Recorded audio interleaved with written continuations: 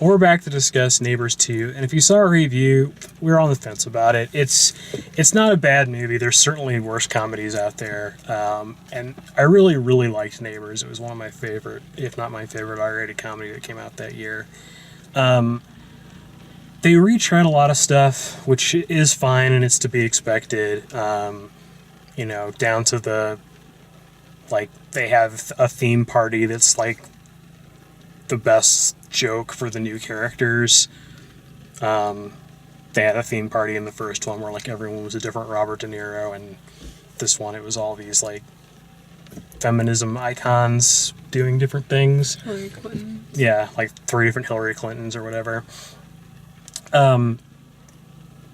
But a lot of that stuff just fell flat because you kind of expect it, or you're just waiting for it to happen.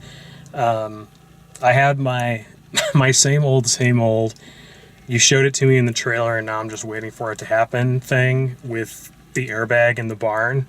It's like, I know Seth Rogen's going to get through the garage door on the airbag, so just get to it. Like, this 8-minute scene, and they're just not doing it for me yet. And I really felt like, I mean, if you didn't watch the first Neighbors, it's like they go out of their way to spend a bunch of time, like, it's fine that they spent the time that they did with, like, setting up why Zac Efron's character isn't with Dave Franco for most of the movie, and, like, they kind of bookend the movie with that story, but they don't do a job with the main girls in the sorority, where they actually have, we don't see their arc. It's not from their point of view. It's not us versus them. It's really whoever's team Zac Efron's on wins through the whole movie, and it just never feels like a fair. And see, that's one of the things that bothered me about it, is because you get the idea right off the bat that it's going to be this huge feminism issue. But it all revolves around Zac Efron, which kind of makes it like, I don't know if they were trying to make a statement with that, or if it was just accidentally sexist. I mean, they didn't have a way, without just writing him out of the movie, they didn't really have a role for him to, like, he couldn't be on. It doesn't make sense why he's not on Seth Rogen's team from the beginning, because they ended as friends at the end. They completely retconned that. Yeah, well, they try to explain it, but it doesn't really work. Making him like the mentor for the first act or whatever just didn't work for me. So. But I also don't know, like, who or what would have filled that role, how that could have worked out better. I don't really think that, like, I get that Zac Efron's character was in there, like, to build it and to be like, hey, this is what I did. But, like, he really should have just stepped aside and not been in it as much as he was. Like, he should have just been the old guy who was, like, kind of the loser working in the mall or something like that. And the girls went to the mall and was like, oh my god. So, you know, all these neighbors, like, and then talked about it and then gave them advice. But, like, the reason for him to be there, to switch sides, like, it completely overshadowed the girls' characters for me. Like, yeah, absolutely. And they had to go above and beyond for each joke, and it was just like, yeah, the jokes that they did in the first movie were bad. Yeah, they were illegal. But this time, they did too much that it just wasn't realistic. And here's another reason it just didn't work, is in the first movie, they start out, Zac Efron and Seth Rogen start out as friends, and they're actually becoming bros, and then all of a sudden Seth Rogen betrays him by calling the cops. Mm-hmm. And so that sets up the central conflict of the movie. You feel for both sides of the story. Right. In this one, they go over there and they try, like, hey, can you help us out here? And they shut them completely down. And so you don't feel bad for the sorority girls at all. No, I think the thing that bothered me about the preview was, of course, the girl who went through the windshield. Like, you knew that was going to happen, so your moment of, when is it going to come? When is it going to come? Had they have not put that in the preview, I think that would have been hilarious. I think they would have gotten exactly what they wanted. They could have had, like, 6 or 7 more moments with that character that we just never get. Like, what else does that character do? Nothing. She's in, like, 3 scenes. Like, she has, like, maybe 3 or 4 lines in the whole movie, it feels like. Most of their lines were through text messages. There was an entire scene where they only talk in text. Well, any scene that they're alone and it's just them, it's essentially Chloe Grace Moretz does all of the talking and the other two just kind of nod and, say yes.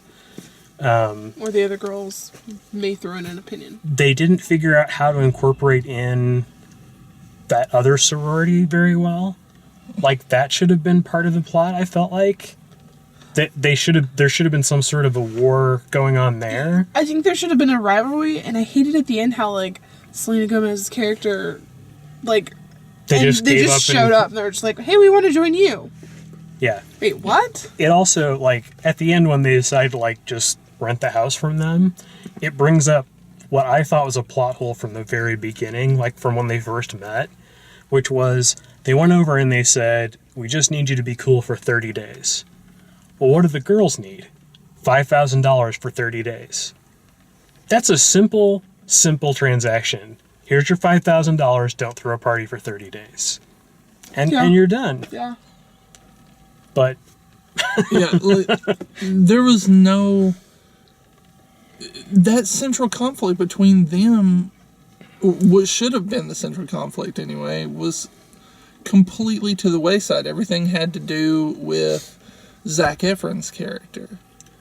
Like, everything revolved around him. Had they have gotten Zac Efron, like I said, out of there earlier, I think with the girls having turned in the weed dealers, that could have been something as well. Like, the weed dealers could have somehow sabotaged them.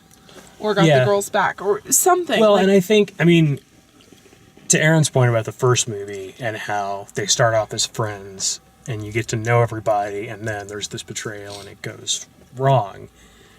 If it had been something where they started out at the sorority, found out they couldn't have parties, were trying to figure out where they could do all of this, they meet up with Zac Efron and Seth Rogen, and those guys are like, well, there's this house, and how bad can sororities be, kind of thing. Mm-hmm. And they set them up with the house and, like, help them out and get it all started. And it's like, you just have to be cool about, bedtimes and keeping the neighborhood quiet and all of that kind of stuff. And then you can build right into some kind of a betrayal again, or some kind of a conflict, or the other sororities not having it, and they start causing the trouble, and there's a misunderstanding that pulls Seth Rogen's family into it against the other. I think this was just a miss. You just completely fixed the movie.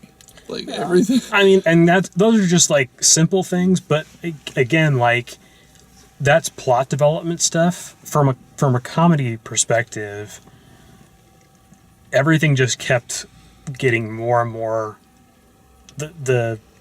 The jokes just kept getting funnier throughout the first one until it got to, like, okay, it's heartbreak, emotional ending moment. This one was just like by the time they got to the tailgate party, I was like, I'm done with this. Yeah. I'm done watching this now. And they kept going back to the pledges being minions. Like, they kept cutting to that joke. What audience were they trying to reach with that? Mm-hmm. There should be no kids in this audience. Well, and that was another thing where, like, so there's the pledges that they only show in those cutaway scenes because it's way too obvious that they're never around any other time, which is a problem. Then there's the, like, second tier of girls beyond the first 3, like the second tier that are, like, the main ones, like the Asian girl and, like, all the other, like, second tier. That have no name? That at the end, when they're having the, like, fight and, like, ending the thing, and then Rose Byrne sticks her head out and talks them back into it, those characters literally walk out of frame. The three characters decide that they're going to like figure it out and fix And it, they all come and they back. all walk back. Yeah. It's like, really? Freshman year? I You wanna didn't be like friends? it. You wanna have friends? Like I said as we were leaving the theater, I thought the first one was hilarious, and on top of that, it was a great movie.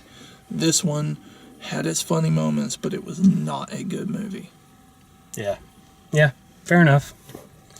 Well, that's Neighbors 2. If you like the way we do these, please like the video, subscribe, check out all the written and video reviews at dalemaxfield.com, and thanks for watching.